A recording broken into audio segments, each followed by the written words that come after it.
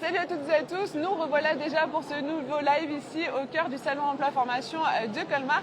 À mes côtés, une alternante de l'IMT Business School et Rania. Salut Rania. Salut.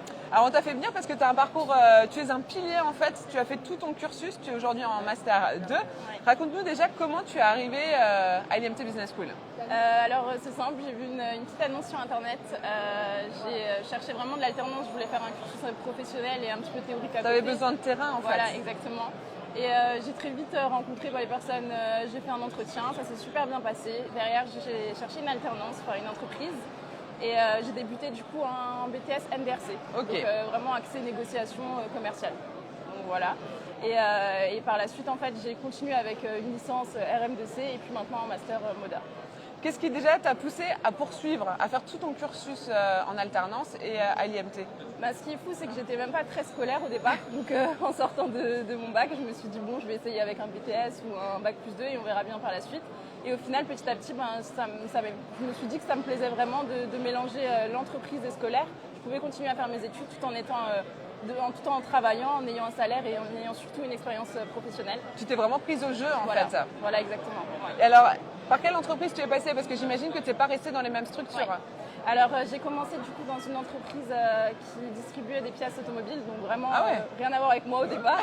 Et j'ai vraiment été commerciale. Donc j'ai appris vraiment avec cette entreprise, j'ai appris tout le travail, toutes les missions commerciales. Tu arrivais à mettre en pratique ce que tu apprenais à l'école sur le terrain directement? C'était vraiment bien lié? C'était vraiment pratique et même pour les entreprises, je pense que c'est super intéressant parce qu'ils ont un œil assez jeune et un œil scolaire et parfois ils en ont besoin en fait dans les Ça permet de retrouver certaines bases qu'on oublie peut-être avec la pratique, c'est ça? D'avoir des bases, d'avoir certaines idées parce qu'au final on apprend, nous en cours on est vraiment avec des formateurs, donc c'est des personnes qui sont professionnelles au départ et qui nous apprennent le côté formation mais tout en ayant ce côté professionnel. Donc au final nous on peut l'apporter en entreprise et je trouve ça cool. Et du coup après cette entreprise de pièces automobiles, t'es allé où?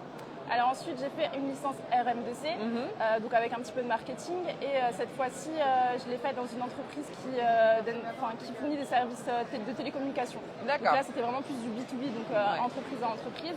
Et là j'étais plus en bureau, donc pas trop sur le terrain, mais j'ai aussi un petit peu plus, on va dire, j'ai amélioré mon côté commercial et tout en essayant d'apporter ce que j'apprenais en cours encore une fois. Et maintenant, master? Et là, en master, cette fois-ci, j'étais déterminée à trouver une entreprise qui me correspondait vraiment plus. Ah, d'accord. Oui, voilà, tu as évolué comme ça. Voilà, exactement. Je cherchais vraiment... je pense que c'est bien aussi pour les jeunes parce que derrière, j'ai eu plusieurs expériences professionnelles et même si je ne savais pas ce que je voulais faire vraiment, j'ai su ce que j'aimais moins au final. Et tu es sortie de ta zone de confort parce que travailler dans des pièces automobiles, je pense que c'est pas forcément évident quand tu n'as pas cette appétence-là. Exactement. Et du coup, là, je suis au Parc Expo mais de Mulhouse et je suis vraiment dans l'événementiel, dans le service commercial et ça me plaît énormément. Ouais.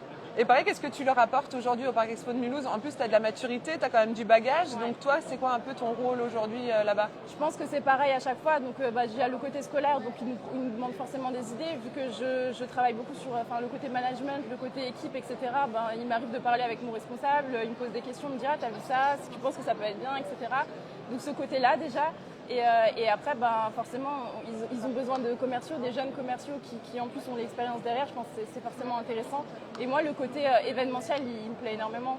C'est une dynamique entre les cours et ce côté-là, j'aime beaucoup. En plus, dans les parcs expo, il se passe énormément de choses tout le temps. Même quand il n'y a pas d'événement, je pense que c'est une vie à 100%. Quoi. Ça bouge tout le temps, il n'y a aucune journée qui est pareille. Et franchement, moi, j'aime beaucoup. Ouais. Et alors là, on va faire une petite minute bilan. Comment était Rania il y a 5 ans en entrant à l'IMT Business School et comment est-ce qu'elle est aujourd'hui? J'en sors énormément grandi. Du coup, j'ai évolué à l'IMT, mais j'en sors énormément grandi. Je suis arrivée en BTS, je ne savais pas du tout ce que je voulais faire. Je voulais juste faire des études parce que forcément, nos parents nous disent de faire des études et que c'est mieux d'avoir des diplômes, mais je ne savais pas du tout ce que je voulais faire.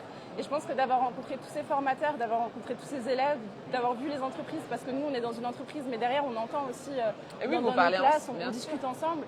Et au final, on voit ce qui pourrait nous correspondre ou pas. Et aujourd'hui, je suis dans une entreprise où j'espère y rester le plus longtemps possible. En tout cas, y développer le plus de compétences possible.